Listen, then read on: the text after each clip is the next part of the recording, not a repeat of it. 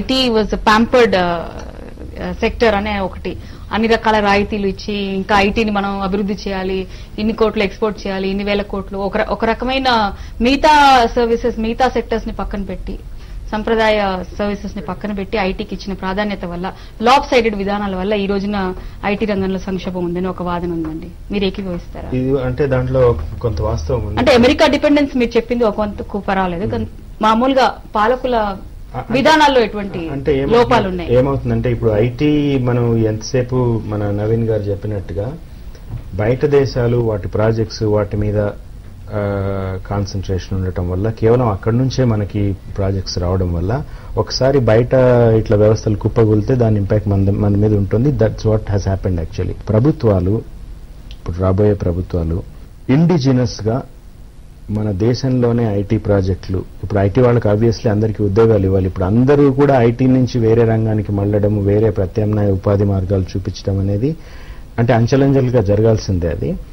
అయితే ఇండిజినస్ గా ప్రాజెక్ట్స్ ఇప్పుడు ఐటీ ఇంప్లిమెంటేషన్ కి చాలా స్కోప్ ఉంది మన దగ్గర. ఇప్పుడు ఈ గవర్నెన్స్, ఈ సేవ, తర్వాత ఇంకా చాలా మొత్తం మండల స్థాయి వరకు కూడా ఐటీ ఇంప్లిమెంటేషన్ చేయాల్సిన అవసరం ఉంది.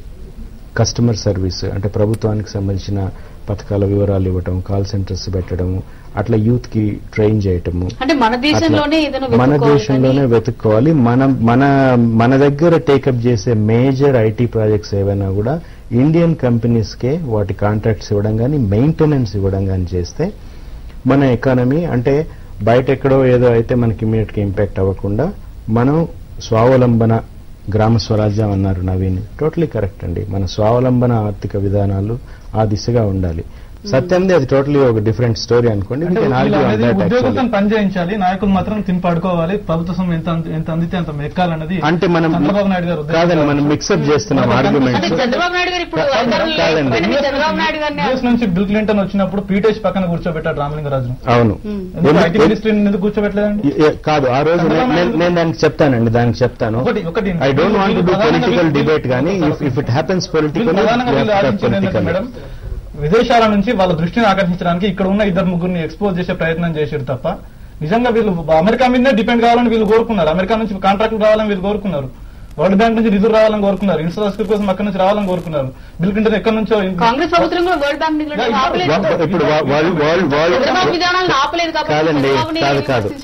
ఇప్పుడు చంద్రబాబు నాయుడు పేరు వచ్చింది కాబట్టి చెప్తున్నాను. కాదండి, ఇప్పుడు నేను దానికి కూడా చెప్తాను. ఇప్పుడు రామలింగరాజు గారిని ఆ రోజు ప్రమోట్ చేయడం అంటే ఇప్పుడు ఫర్ ఎగ్జాంపుల్ మనకి కర్ణాటక ఇన్ఫోసిస్ ఉంది. ఒక ఇన్ఫోసిస్ అనగానే నారాయణమూర్తి గుర్తొస్తారు, ఐటీకి సంబంధించి ఒక రోల్ మోడల్. అట్లా రామలింగరాజు గారిని ఆ రోజు ప్రమోట్ చేసిన కారణం అదే. కేవలం ఐటీకి సంబంధించి ఆంధ్రప్రదేశ్ అంటే ఒక సత్యం కంప్యూటర్స్, అందుకోసం మాత్రమే బిల్ క్లింటన్ పక్కన కూర్చోబెట్టడం జరిగింది. ఈ రోజు అదే రామలింగరాజు గారు చంద్రబాబు నాయుడు గారి హయాంలో ఐటీ కంపెనీగా సత్యం ఎట్లా ఫ్లరిష్ అయింది, 10 దేశాల్లో వాళ్ళకి బిజినెస్ ఎట్లా ఉన్నాయి. ఈ రోజు కూడా IT Satyam I'm sure they are doing wonderful job. Employees అందరూ కూడా ఇప్పుడు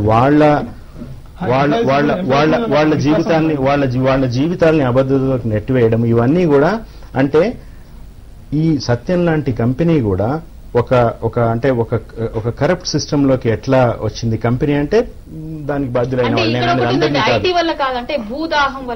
ఒకటండి. దీనికి ఇంకో కోణం ఉంది, ఎందుకంటే this is got another angle also. ఇప్పుడు ఇంతవరకు హోలిస్టిక్ గ్రోత్, యూనో స్వావలంబన అని చాలా చెప్పారు. అవును, ఇది డెఫినెట్లీ నెసెసరీ, ఏ దేశానికైనా నెసెసరీ. కాకపోతే when today IT industry, Indian IT industry is competing at a global level. We've got competition coming from other nations which have their own policies which are driving their own IT industries. అందుకని ఏమవుతుందంటే మనం వేరే companies, China is very much growing now, Philippines is already on its catching up. వేరే దేశాలు కూడా we are competing, eastern Europe countries also are catching up. Maybe మనకున్నది వనరులు ఏంటండి? Human resource is one of the biggest advantage India has got over any other nation. Secondly, manakunna human resource and our learning of English. Today we can directly communicate with the big economies because English is a global language and Indians speak, everybody speaks English. సగం మనం మాట్లాడే మన even మాతృభాషలో కూడా English పదాల్లో వాడతాం, road అంటాం, అంతకుమించి ఏం లేదు. కాబట్టి ఈ ఆర్థికంగా ఈ సంక్షోభం వచ్చింది కాబట్టి ఐటీ ఈజ్ గోయింగ్ డౌన్ అంటలేదు. We are competing at global level. దాని వల్ల బట్ ఈ రోజున పేపర్ లో వార్త చదివితే చాలా బాధాకరం ఉంది. IT software employees idli sambar చేసుకుని టిఫిన్ సెంటర్స్ రన్ చేస్తారు. అది చాలా మనకు హ్యూమన్ రిసోర్సెస్ ఉన్నాయన్నారు కదా, నిజంగా హ్యూమన్ రిసోర్సెస్ ఉన్నాయి, కానీ దాంతో పాటుగా అన్ని రిసోర్సెస్ ఉన్నాయి మనకు. దేన్ని కాన్సన్ట్రేట్ చేయకుండా ఓన్లీ హ్యూమన్ రిసోర్సెస్ ని అమ్ముకుందాం అనుకున్నాడు ఎంతవరకు సమంజసం? మిగతా మేమంటున్నాం అన్ని సెక్టర్ల మీద సమాన దృష్టి పెట్టిండే ఈ రోజు ఇంత పరిస్థితి వచ్చేది కాదు. అన్ని సెక్టర్ల నుంచి ఏ రిసోర్స్ పనిచేయాలంటే హ్యూమన్ రిసోర్స్ కావాలి. అవును. అయితే ఉన్న హ్యూమన్ రిసోర్సెస్ అందరినీ ఐటీకే వినియోగిద్దాం అనుకోవడం కరెక్ట్ కాదు. అయితే మేమనేది ఏంటంటే అన్ని రంగాలలో అందరూ సుఖ సంతోషాలతో ఉన్నప్పుడు, ఎవరి రంగంలో వాళ్ళకి పని ఉన్నప్పుడు అప్పుడు ఈ పరిస్థితి వచ్చేది కాదు. వీళ్ళందరూ ఇక్కడికి వచ్చారు కాబట్టి ఇక్కడ అనుకున్నంత పని లేదు. ఈ రోజు కూడా ఐటీ రంగం దెబ్బతినలేదు. ఐటీ రంగంలో ఉండాల్సినంత పని ఉంది. అయితే జనం ఎక్కువ ఉన్నారు.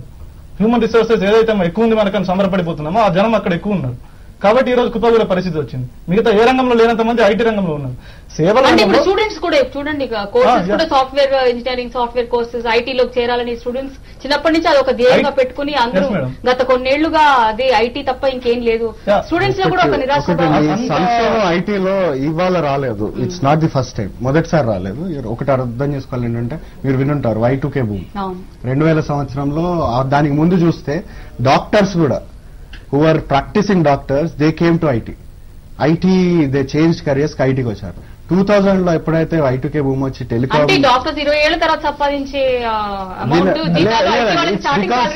It's because of the promise of a lucrative career. ఎందుకంటే ఇట్స్ ఏదో ఉట్టిగానే వచ్చే సిచ్యువేషన్ కాదు. దయచేసి అర్థం చేసుకోవాలి, ఇన్సెంటివ్స్ అనే కాదు. ఎందుకంటే we give world class service. ఒకటి అది అర్థం చేసుకోవాలి, మనం ఇచ్చేది ఒక ప్రపంచంలోనే the best services Indian IT services giving. I can say that as a proud IT professional. రెండోది, because we are giving best services come at a cost. ఒక కాస్ట్ మీద వస్తాయి, there is a cost associated.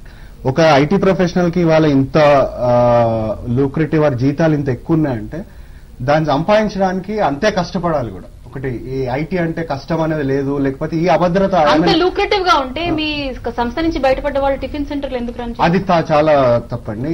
One thing is best services come at a cost అన్న. If you are not the best, this is not the industry for you. This is let that be very clear. అద్దం కార్యక్రమంలో ఓ చిన్న విరామం.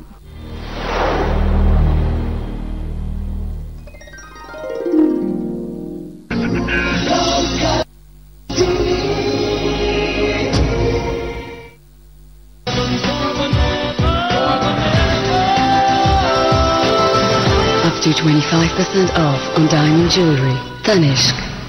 Classical fusion round అనుకున్నప్పుడు sir attempt చేయడానికి మనస్ఫూర్తిగా భయం వేసింది.